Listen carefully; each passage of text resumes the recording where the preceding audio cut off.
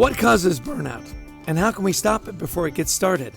I'm Chester Elton, and this is my co-author and dear friend, Adrian Gostick. Well, thanks, Chess. Today we're going to talk about maintaining a resilient mindset throughout our working lives to reduce potential burnout.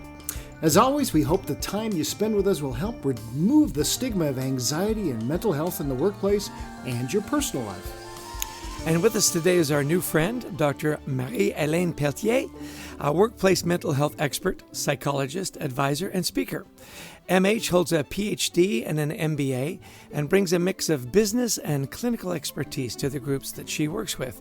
She translates psychology research about health, resiliency, and overcoming challenges into strategies professionals, business leaders, and their teams need to thrive. Welcome to the show, MH. We are delighted to have you on our podcast. And I'm delighted to be here as well, Chester and Adrian. Well, we're excited because you bring such a wealth of background and experience in this. And look, anxiety is a complicated subject. There's lots of different definitions depending on the context. Sometimes it's used to describe a feeling. Sometimes it describes this disordered pattern of thoughts and behaviors. So in the context of anxiety in the workplace, how do managers and leaders describe anxiety? It's interesting because some of them will work very hard not to even talk about anxiety. They'll start with this because they have literally been told all their life, even in their personal life initially and then at work, that they are a rock. They are the team's rock. They are the family's rock, their group of friends' rock. And then so much so that they have adopted almost that identity. And therefore, when there is potentially anxiety going on, they don't actually acknowledge it as anything, and certainly not as anxiety because they're a rock.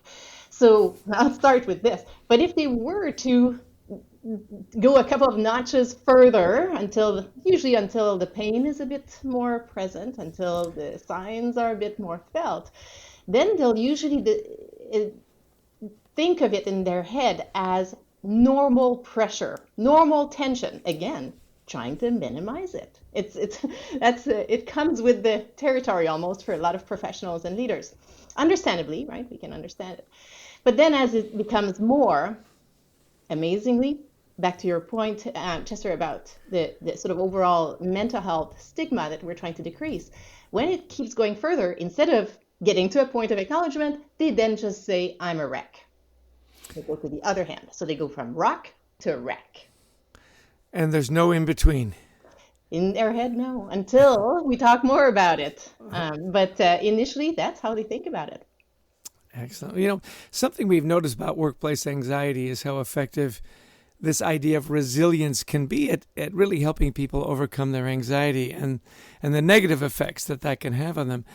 Does resilience affect anxiety levels, or does it just make it easier to handle?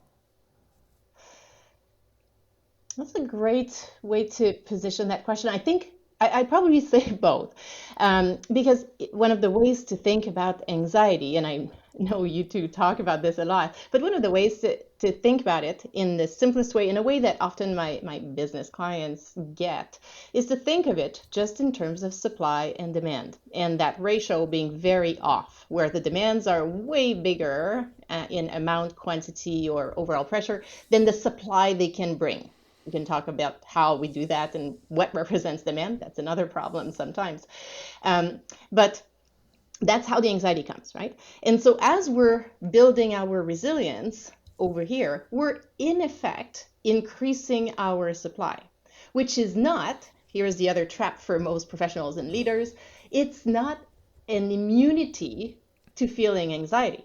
All it does is it brings that ratio to a slightly better place and allows us to think better about what we may want to do next. Is this a matter of me bringing in more supply? Is this a situation where the context I'm in is not healthy or toxic or impossible to meet by any human? But even to deal with this, even when the problem is not in you or only in you, sometimes it is in a context, we need to deal with it still, right?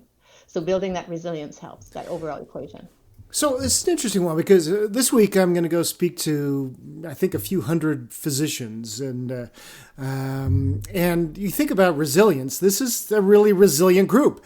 They have gone through dozens of years of schooling, and they've gone through they've missed family events. They work in an extremely stressful job, and then they go through COVID, and they still keep going. And so it's an interesting group that you think about healthcare, and yet they are still getting burnout. So even the most resilient people are facing burnout. So if you think about resilience, what is it, and how do we get more of this so we can combat this idea of burnout? It's a great observation. I work with physicians as well, and other types of heroes in various industries, but physicians, we know, right, how all the things you said, literally. And here's the thing, I'm actually in the process of writing a book. One of my chapters is You're Fabulous and at Risk. And that describes this group and many of us, and many of you, in that sense. Yes, you are fabulous. You have been resilient. You're resilient still in a number of ways, and you're at risk still because you're human. Right? So, and one of the things with any of us in healthcare who have this information, they have the information about what would increase their resilience. I speak to physicians still. I have physicians in my psychology practice, in my coaching practice. I speak to groups of physicians. It's not because we know it that we do it or that we need it less. We're all humans still, right? So there's that. And to come to the last point in your question about, okay, so how do we build it so that we are going to be resilient? And that's it. And here's the key thing. Resilience is not a given or a personality trait. And that's one of the key aspects I work with professionals and leaders on, and in my talks as well, that you need to have a plan. That plan needs to be strategic, just like we do in business. You don't just go about, oh, this is my action, I'm going to do it. You're strategic, right? You think about supply, demand, context, external forces, internal forces, changes, and you adapt your strategic plan. Same thing for your resilience. So yes, you may be, say, a physician or any of you, extremely resilient at moments in time, but the reality is that life and its demands, its sources of supplies vary. And so what we need today, what I need today, what you need today, may be different from last week and is probably different from next week. And the more we pay attention to this and adjust, the better. Mm-hmm. That's really interesting to me, MH, because we think of resilience as a trait. Like some people are more resilient than others, right? It's in your DNA or it's not. So what you're saying is resilience really is a finite resource, isn't it? You burn it up and then you've got to rebuild it. You burn it out, you rebuild it. Did I get that right? It probably has an element of a bit more flexibility and adaptability than just saying finite in that sense. But what I like about the finite term is that it forces us to say, well, I need to constantly replenish. And yes, we need to constantly replenish. The part where I'm going with a little nuance is that every time we learn and grow and get better at maintaining it, even if we're having like 20 demands in 1 minute, we're actually building on that resilience muscle, that ability to go back faster at smaller scales of increments to make it better. So let me ask you, so how do I rebuild that supply? I'm feeling really good. I'm feeling really resilient. Now I've got to lay off half my workforce. And hey, I'm your only workforce. So actually, Adrian, yes, I've been meaning to talk to you about that. And now I'm drained. So how do I fill that reservoir of resilience? What are some of the tactics, the practical things that people can do? Well, yes, and this is going to therefore help both of you. No, and all of us, really. So here's the first thing on this. I'm reading, of course, all day, every day, academic and industry writings, wide, gray literature, everything. And what I'm seeing these days is something along the lines of, about resilience. going sort of beyond, and I'm saying this with quotation mark, beyond exercise and nutrition and sleep, for example, and stay right there. Like, if resilience was a mathematical equation, these three, and I'm going to add a fourth variable. The fourth one is relationships, investing in relationships we value. These four variables would account for most of the variance here. So even though we would like something magical, like just tell me to do this and poof, it's going to, no. There are a number of other things. These are not the only variables, but they account for most of that variance. Therefore, to your question, Chester, I'll give you the Olympic level first and then all the other versions. But the Olympic level is over a week. We're exercising 5 times half an hour. We're doing a mix of cardio, strength training, and meditative type activity like yoga or meditation. We are eating well. At each meal, magnificent. I was attending one of my continuing education credits that I need to do for my own profession. It was done by the American Psychological Association and the American Nutrition Association combined, and sharing the data about the choices we make in every single meal. And one of the key quick suggestions they were saying is go for color. How colored is what you've got in your plate? The more color, the better. Simple as that. There are even assessment tools that are called your food and mood journal. That's how connected these are. So that's a second. Sleeping 7 to 8 hours each night, and I can share with you the things people don't do about that creates a problem. And then investing in relationships, just people you enjoy spending time with. How often have you done this? So these are the quick initial ways to do something. And then sometimes people tell me, I don't have time for any of these things. Yeah. Well, that's another conversation. But sometimes some ways to start very small is to say, all right, we all wash our hands even more now than we used to. It's a good thing. We wash them more often and longer. Perfect. While you do this, 5 deep breaths, starting with exhaling. It's not going to take more time. You're already doing it. Yes? So it's finding these elements so that they will be present. There are many others, like pleasurable activity is a technical term. People sometimes will discount it as, well, no, I've got work, I've got family and all this. No, pleasurable activity is something you need to do. And if you were clinically depressed, it would be part of your treatment. Absolutely. So these are examples. So how do people learn more about your work, MH? Yes, LinkedIn is a great place. Certainly, Dr. MH Peltier, or my website, drmhpeltier, PELLETIER.com. These are the best places usually. Yes. Well, I want to turn to leaders for a moment, because we've been talking about individuals. That's been really great. But effective team leaders seem very focused lately on how to create mental safety in their workplace. That's a good thing that we haven't seen before the pandemic. So if there's a silver lining, that was good. So how do leaders help their employees, the people who work for them, feel more resilient and mentally safe despite all that's going on in the world around them?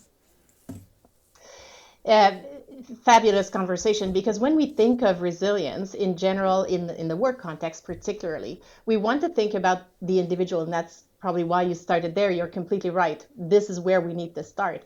And it also includes, it's a system, so it includes our teams and the overall organization, sometimes the overall industry or even the country people are in, right? So it's a bigger system that influences this entire state. As a leader,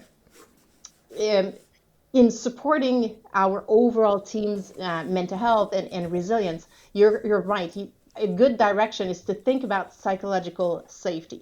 Now, what will create psychological safety are components like creating conversations about the importance of mental health itself, allowing people to influence part of their situation. Like we're hearing a lot about, of course, the working virtually, hybrid, in person, and then also offering opportunities for people to contribute, shaping some of how things are done, bringing in more recognition. Sometimes that's an action but people worry about things being complicated or expensive. Recognition is very small. All it needs is for someone to say, like me right now, Cheston and Adrian, you're making this interview a lot of fun for me to do. I'm feeling engaged. I appreciate it. And that's true. See, it took me 5 seconds, and it's good. We know it influences how happy we feel in working together. Yeah, that's usually more Adrian than me, actually, that makes it fun, with that dry sense of humor. Okay. And by the way, before we move on, I want to address the elephant in the room. People are saying, is that an Irish accent? Is that a Scottish accent? No. MH grew up in Quebec. Adrian and I both grew up in Canada. It's Quebec, not Quebec. At least that's the way I say it. But she is coming to us live and in color from beautiful downtown Vancouver, British Columbia, which makes you one of the luckiest people on the planet that you live in Vancouver. I got that right, did I not? You got everything right. And yes, being from the East Coast, I do have to say, when I fly back here and it's green at this time of year where everyone on the East Coast is white, I'm quite happy with that. And here the snow is where we want it, in the mountains. In the mountains, yeah. You've talked a little bit already about these mindfulness self-care practices and how effective it can be. Tell us more about why those habits are useful in the workplace environment and how leaders, as you said, like as you're washing your hand, what are some more practical ideas? How can they implement them in what is already a pressure-packed and busy day? Yes. Some of the overall strategies to consider in terms of for leaders is to, and it's in part because we're post-pandemic with additional changes and all the chaos that sometimes feels like it is, but it's also considering the new generation that's coming to the workplace. This new generation, much like everyone else, mostly because of the pandemic, but they are even more so, as we all are more so, I think, looking for our purpose, ways in which what we bring is a unique contribution, ways in which we can optimize our mental health. So the more as leaders, we can help them see that, ask them what they value, what they want to bring, and help them reach this. Sometimes it's in these conversations that we'll figure out what's the next great professional development opportunity, for example, right? Or it could be, how do we take better breaks when we are, depending on the work that's done, of course, but sometimes people will need micro breaks. Sometimes people will need solid boundary for a 10-minute uninterrupted personal time in the office or away from the office.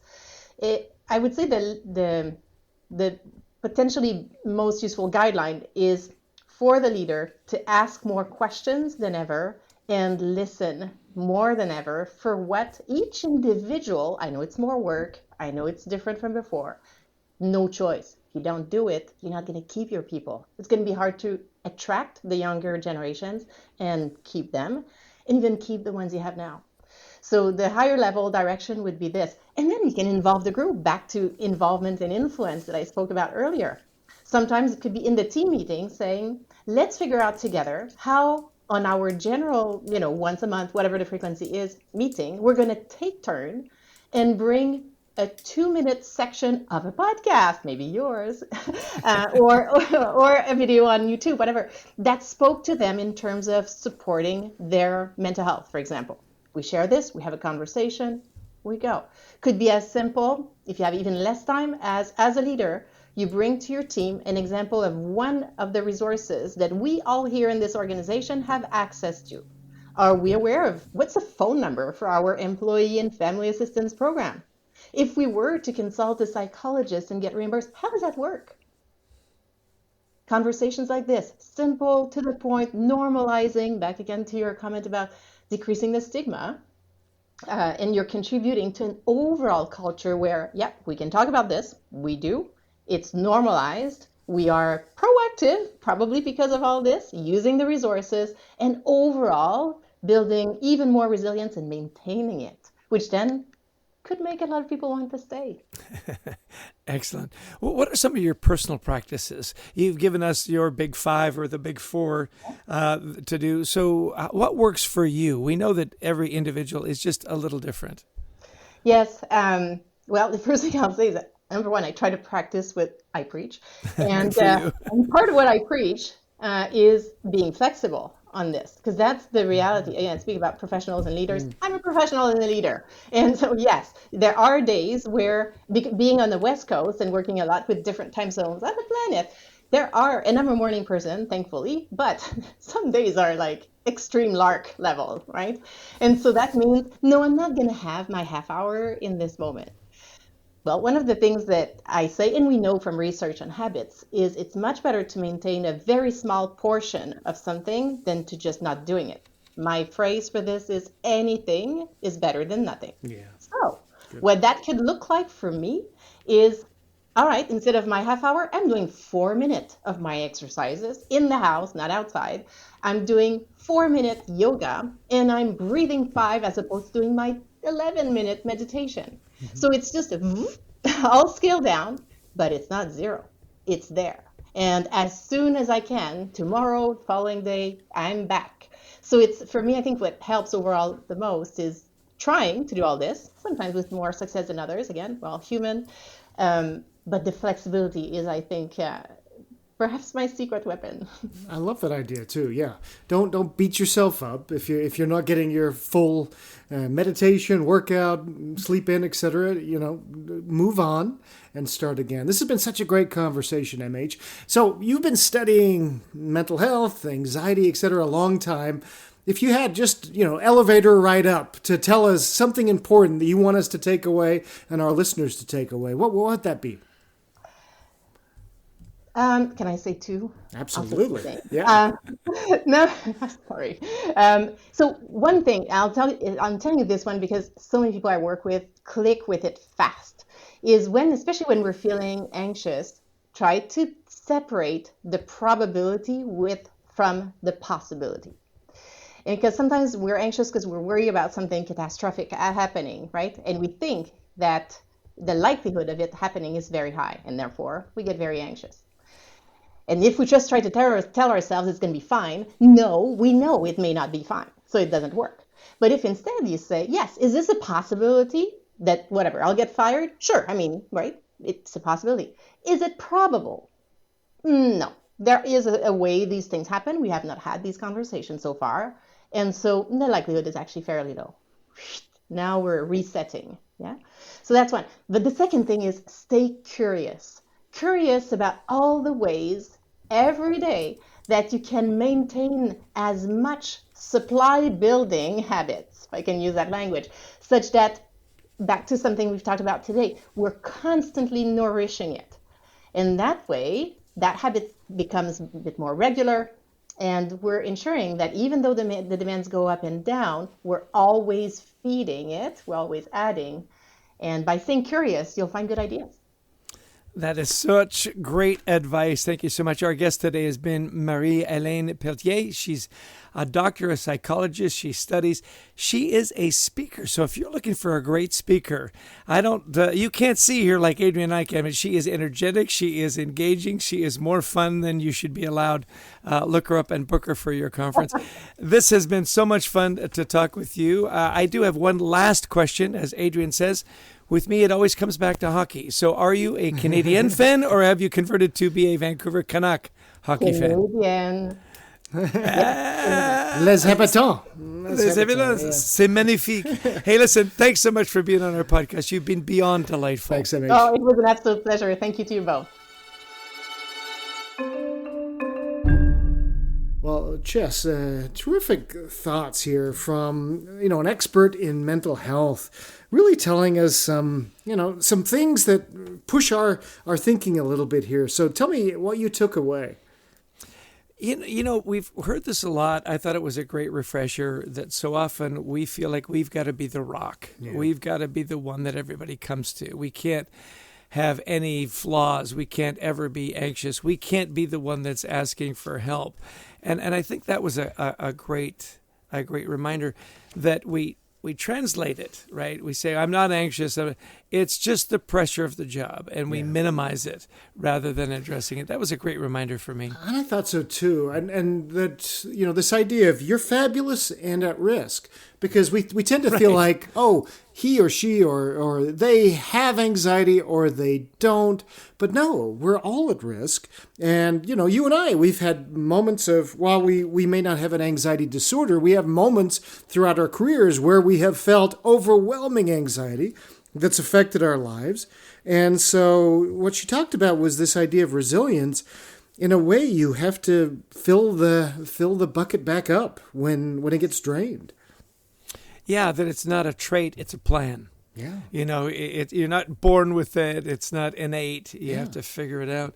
I loved her 4 mental health practices, and we've heard these before. What I appreciated is that she went into more detail. Yeah. It wasn't just exercise. It was 5.5 hours of exercise every week. It wasn't just eating. It was magnificent meals. I love the way her enthusiasm came out. And eat for color. More orange, Adrian. Which is why I eat a lot of Skittles, because there's a lot of color. And a rainbow of and colors. Jelly beans. I mean, there's a lot. Obviously, very good for your mental health. Sleeping 7 to 8 hours a week. That to me was a wonderful reminder. I think if I get 6, I'm good. And you know what? It's just not enough. And then lastly, and we've heard this in many different places, be diligent and be very thoughtful about your relationships. Mm-hmm. Who haven't you talked to lately? Those deep and meaningful relationships that really do let us know that we've got a support group. We've got a team behind us, somebody that's cheering for us. Well, and I think, too, the importance is she's saying, look, they are foundational. We've heard them all before, but they do account for most of the variables. It's the 80-20 rule. 80% of the issues are going to come from not living up to these. So work on these. And I thought that was terrific as well. Then we moved to the idea of managers. What can they do to create psychological safety?